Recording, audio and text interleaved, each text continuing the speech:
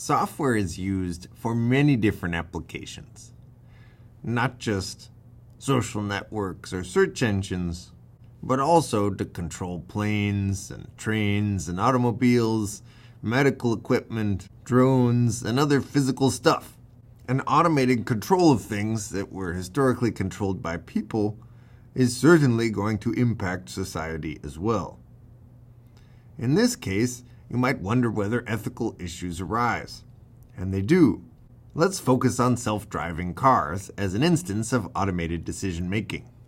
One kind of ethical issue that you might think arises is that if the car is driving itself and it's in a situation where it inevitably must cause harm, but there's a choice about who to harm, what should it do? And there was a project at MIT collecting people's judgments in various scenarios to see whether there were differences across different regions or societies about moral judgments of automated decision-making. Like, here comes the car, it can't stop, so should it run over these pedestrians or those pedestrians? But I think that these situations where harm is inevitable and you have to choose are exceedingly rare.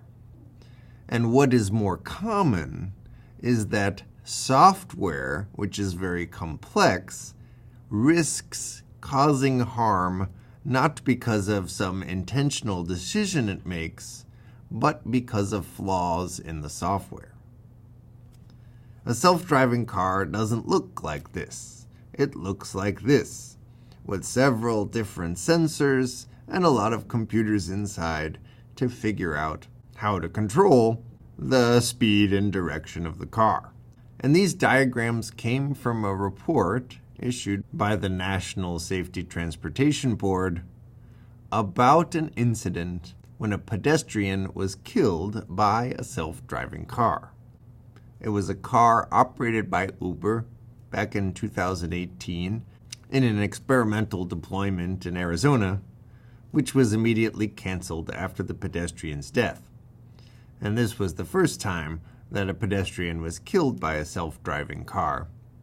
Not the first time that a person was accidentally killed by software, but certainly a historic one because self-driving cars could potentially be everywhere. And if they're running over pedestrians, well, that's really a scary thing. Now, how did it happen? And was it avoidable? It turns out that the problems were all in the software that was interpreting the sensors. And here's what the Safety Transportation Board found out.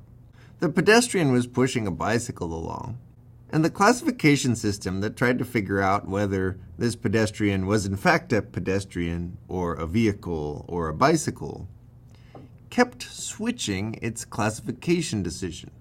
It couldn't quite tell, because it was night, whether this thing that was moving across the road was a person or a person on a bike or something else, like a motorcycle. Now you might think, well, who cares? It's something moving across the road, probably shouldn't hit it. But that's not how the software worked. Instead, it had a system for guessing the future trajectory of a bicycle, and a separate one for guessing the future trajectory of a pedestrian. So it could predict where these things would move in the future so that it could avoid them.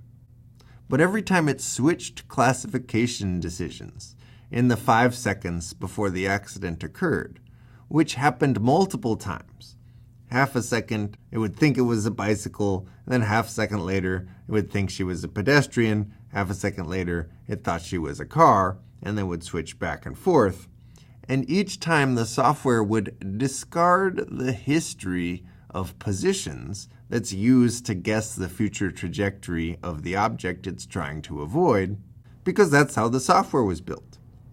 And therefore, having discarded the information it needed to predict whether this pedestrian would move into the car's lane or not, it failed to predict that that would in fact occur, although based on the evidence of the sensors, it was obvious. There was a moving object that was coming toward the lane. If the system wasn't discarding these facts because it was switching its classification decision about what that thing was, that pedestrian, it would have been able to easily see, oh, there's some kind of unknown moving object coming into the lane. I should avoid it. But the software didn't do that, and therefore didn't detect that a collision was imminent until 1.2 seconds before it occurred. At that point, it was too late to stop in time. But the car still didn't slam on its brakes. Instead, it waited a second while trying to alert the safety driver, the person, that a collision was about to occur. Now, there wasn't enough time to alert the human to intervene, but that's what it did anyway. And when they investigated why, they found out that the system seemed like it was braking and swerving too often based on false alarms. And that was a bad experience for the people in the car. So they had disabled the ability of the car to swerve or brake suddenly, performing an emergency brake, based on user feedback that it was scary to be in a car that was always trying to stop and avoid accidents. So they had adjusted the system such that if an accident was inevitable, it would slowly come to a stop instead of applying emergency braking. Now that seems like a bad trade-off in a what should the self-driving car do kind of scenario.